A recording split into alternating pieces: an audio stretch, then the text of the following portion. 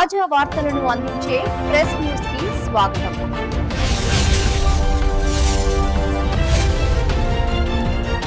చిత్తూరు జిల్లా పొంగనూరు వెలగంపల్లిలో 10 నెలల చిన్నారితో కలిసి చెక్ డ్యాంలో దూకి తల్లి ఆత్మహత్య. చిత్తూరు జిల్లా పొంగనూరు నియోజకవర్గం చౌడపల్లి మండలం వెలగంపల్లిలో కాపురముంటున్న గంగాధర్ భార్య ఆదిలక్ష్మి 22 సంవత్సరాలకు 10 నెలల చిన్నారి కలదు. చిన్నారి పుట్టినప్పటి నుంచి జబ్బుతో బాధపడేది. బెంగళూరు, తిరుపతి, చెన్నై, హైదరాబాద్ తదితర ప్రాంతాల్లో చిన్నారికి చికిత్సలు నిర్వహించారు.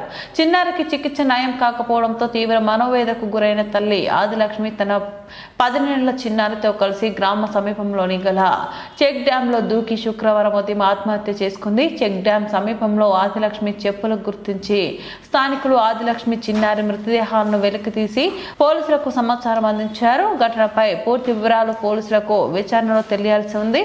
ఘటన శుక్రవారం ఉదయం 11 గంటలకు వెలుగులోకి వచ్చింది.